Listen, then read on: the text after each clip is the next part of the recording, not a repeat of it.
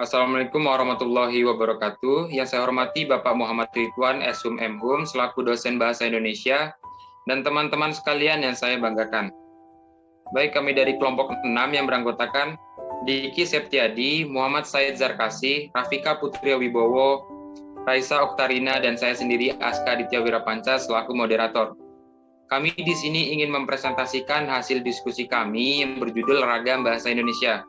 Silakan kepada Diki untuk mempresentasikan.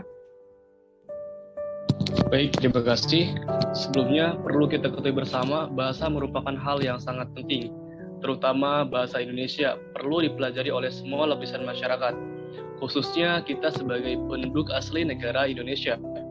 Bukan hanya pelajar dan mahasiswa saja, namun semua warga Indonesia wajib mempelajari bahasa Indonesia. Dalam pembahasan bahasa Indonesia itu ada yang disebut ragam bahasa. Apa itu ragam bahasa? Berdasarkan Kamus Besar Bahasa Indonesia, ragam bahasa berasal dari dua suku kata, ragam dan bahasa. Ragam berarti macam atau jenis, dan bahasa berarti berinteraksi atau percakapan yang baik. Sedangkan pengertian ragam bahasa menurut Bachman 1990 adalah variasi bahasa menurut pemakaian yang berbeda-beda, menurut topik yang dibicarakan, menurut hubungan pembicara, kawan bicara, orang yang dibicarakan, serta menurut medium pembicara. Baik, cukup. Selanjutnya kepada Rafika, dipersilakan.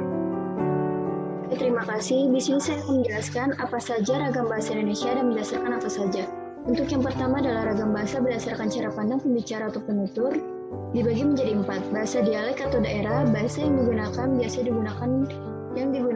dengan lingkungan daerahnya. Yang kedua, bahasa pendidik atau pelajar, bahasa yang digunakan oleh masyarakat yang berpendidikan. Yang ketiga adalah bahasa formal yang sering digunakan dalam acara-acara resmi. Yang keempat adalah bahasa non-formal yang digunakan dalam kegiatan sehari-hari. Untuk yang kedua adalah ragam bahasa berdasarkan media yang digunakan.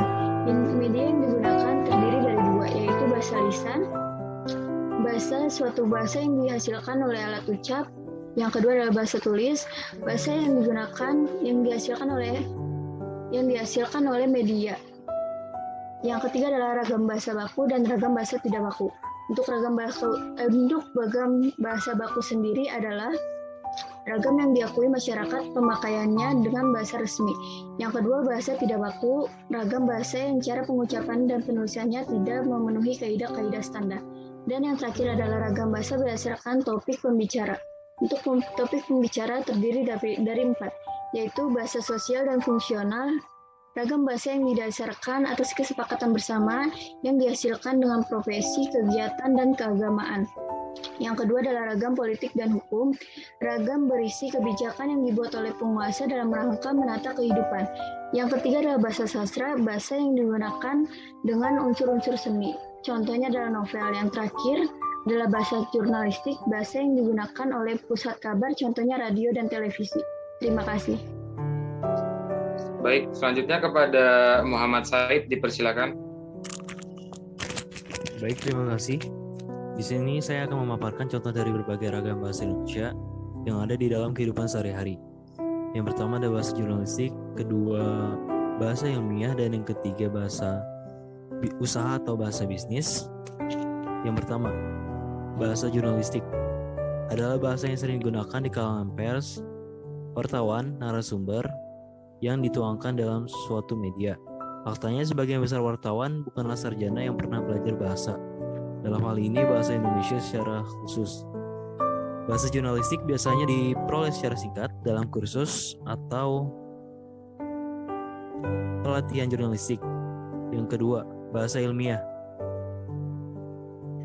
yaitu bahasa yang biasanya digunakan dalam dunia pendidikan yang mencakup berbagai macam disiplin ilmu. Misalnya saja kimia.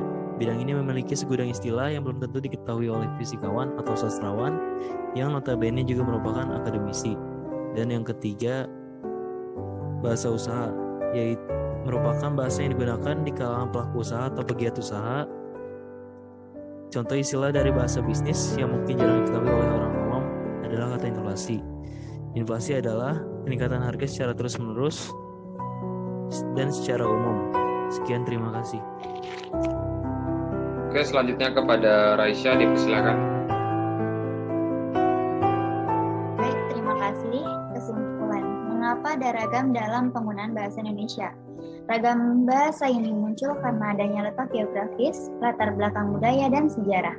Akibatnya muncul berbagai variasi bahasa Indonesia. Untuk faktor geografis yang dimaksud yaitu tempat atau daerah yang berbeda-beda.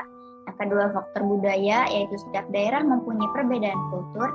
Dan yang ketiga, faktor sejarah, setiap daerah mempunyai kebiasaan atau adat istiadat dan bahasa nenek moyang yang berbeda-beda dari berbagai daerah. Lalu poin-poin ini saling berkaitan, seperti seseorang yang letak geografisnya tinggal di daerah Jawa Barat, yang orang-orang di sana itu menggunakan bahasa Sunda karena faktor budayanya yang berasal dari nenek moyang dulu karena faktor sejarah. Baik, terima kasih kepada presentator. Itu tadi hasil diskusi kami. Bila ada salah kata, mohon dimaafkan. Kami akhiri dengan wassalamualaikum warahmatullahi wabarakatuh.